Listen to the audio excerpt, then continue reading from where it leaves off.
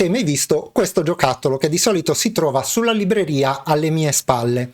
Ebbene, si chiama Palla 8, in Italia è poco diffuso, ma negli Stati Uniti va molto di moda da tanti anni, ed è una palla divinatoria. Infatti all'interno c'è un liquido oscuro, ma al suo interno è contenuto, spero che si riesca in qualche modo a farlo vedere, siccome ci piacciono le cose difficili, un dado che risponde alle tue domande.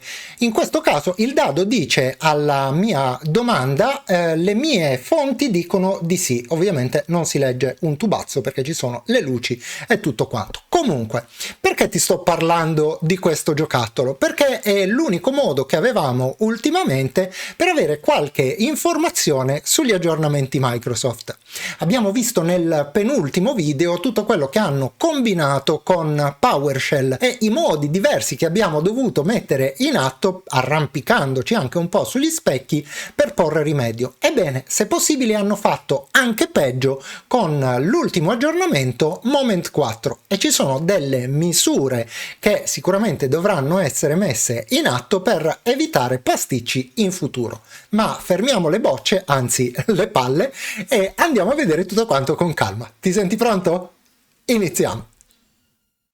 Per capire bene di che cosa stiamo per parlare sarà necessario ricostruire un pochino di cronistoria.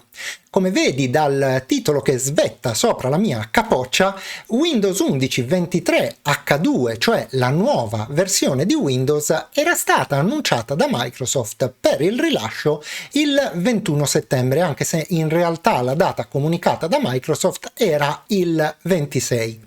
Tutti quindi con il fiato sospeso ad attendere questo aggiornamento, ma la doccia fredda arriva il 22 settembre in cui si dice che in realtà la nuova release di Windows 11, cioè la 23H2 paventata nell'articolo precedente, sarebbe stata sostituita invece da un aggiornamento importante che si chiama Moment 4, che sarebbe stato rilasciato nella stessa data.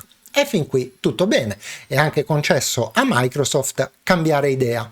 Di che cosa si sarebbe trattato? In che cosa consisteva questo aggiornamento?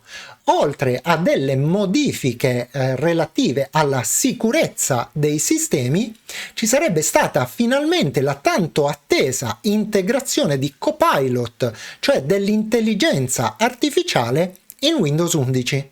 Cosa che avrebbe veramente cambiato le regole del gioco e tutti quanti nuovamente con il fiato sospeso ad attendere Moment 4.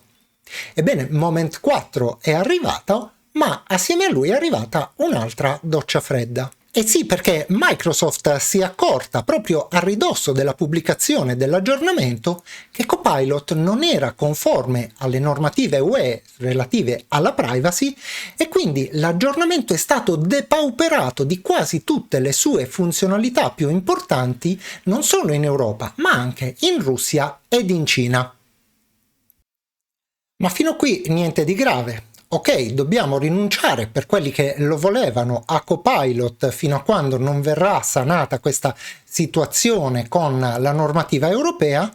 Dobbiamo aspettare ancora un po' per l'aggiornamento alla 23H2 e poco male. Gli aggiornamenti di sicurezza sono comunque arrivati e in più abbiamo anche qualche piccola innovazione per quanto concerne l'estetica e la funzionalità di Windows, come ad esempio il nuovo Esplora risorse che, come vedi, ha la possibilità di creare tramite questo pulsantino delle nuove schede, ognuna delle quali può contenere ad esempio una cartella differente, ed è possibile anche separare queste schede trascinandole all'esterno della principale per creare ulteriori finestre, nonché di ritrascinarle al loro posto per riunirle sotto una finestra unica. Ma i veri problemi, almeno per me, sono iniziati alle 10 del mattino del 27 settembre scorso. Sul gruppo dello staff del canale, la prima avvisaglia. Andrea Parolo, il nostro validissimo moderatore, ci avvisa che l'ultimo aggiornamento viene visto come se fosse la 23H2, ma non era stata rimandata. Era solo la prima avvisaglia. Immediatamente dopo, i veri problemi. Il nuovo aggiornamento blocca i computer. Come puoi vedere, ho la brillante idea di rispondere ad Andrea con questa frase: nessun cliente mi ha chiamato fino ad ora. Bene, non lo avessi mai detto, da quel momento in poi il telefono è diventato un inferno perché tutti quanti i clienti che facevano parte di una precisa categoria stavano iniziando ad avere lo stesso problema che aveva avuto Andrea. Andiamo a vedere insieme come devi configurare i tuoi aggiornamenti in modo tale da evitare queste difficoltà. La prima cosa da fare è andare qui in basso sul tasto avvio, il pulsante Start. Facciamoci clic su e andiamo ad individuare l'icona delle impostazioni. Apriamola e l'ultima voce sarà quella che ci interessa, quella relativa agli aggiornamenti di Windows, ovvero Windows Update. Facciamoci clic su e nella pagina che si apre dovremo andare ad accertarci di non avere attivata questa voce qui, quella relativa all'ottenimento degli ultimi aggiornamenti appena disponibili. Questo va bene se sei un utente esperto del computer, come sicuramente lo sono i moderatori del nostro forum, ad esempio. Ma se sei un utente di base, ricevere degli aggiornamenti non collaudati, come è successo a loro, può creare problemi sul tuo computer che, come vedi, possono portare anche al blocco dello stesso. Ho sentito molti youtuber, prevalentemente stranieri, consigliare l'attivazione di questa voce.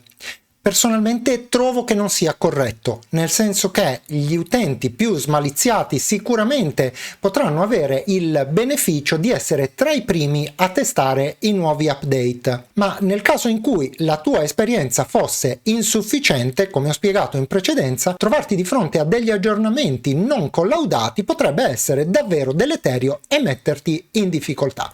Quindi, se per caso fosse attiva, disattiva questa voce. Ma non finisce qui. È possibile che tu abbia effettuato l'iscrizione al cosiddetto programma Windows Insider che trovi nella stessa pagina all'ultima voce.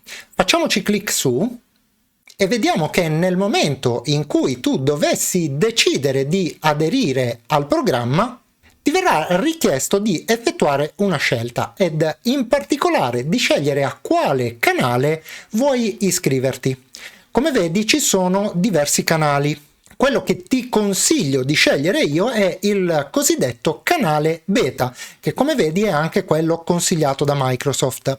Ti basterà cliccarci su per selezionarlo e vedrai che le build di Windows 11 che ti verranno mandate in anteprima saranno più affidabili e quindi già più collaudate dai canali precedenti rispetto alle cosiddette early build, che sono delle build molto meno testate e che possono nascondere parecchie più insidie. Quindi non ti dico di non iscriverti al programma Insider, ma nel momento in cui dovessi essere messo di fronte a questa scelta, di scegliere assolutamente il canale beta. Tutto qui.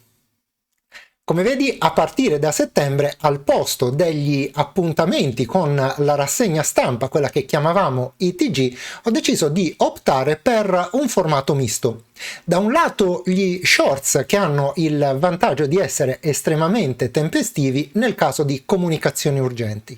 Invece nel caso di comunicazioni più articolate, come è stata questa qui, opto per questi video che vengono inseriti forzatamente, lo metto nella scaletta, ma hanno il vantaggio di non togliere eccessivo spazio alla nostra programmazione. E veniamo subito ai consueti ringraziamenti, e il primo in assoluto va a Guido B per essersi abbonato al canale. Benvenuto a bordo e grazie di voler condividere questa avventura insieme a noi. E come sempre il secondo ringraziamento va proprio a te, che hai guardato questo video, mi hai tenuto compagnia fino in fondo e non devi pensare che queste parole che ripeto ogni volta siano per questo motivo meno sentite da parte mia, così come i ringraziamenti che aggiungo qui sul fondo, ma semplicemente per non allungare eccessivamente i video, perché credimi, se potessi ringrazierei sempre tutti quanti uno per uno. E detto questo non mi dilungo oltre, ti saluto e come sempre ti do appuntamento alla prossima!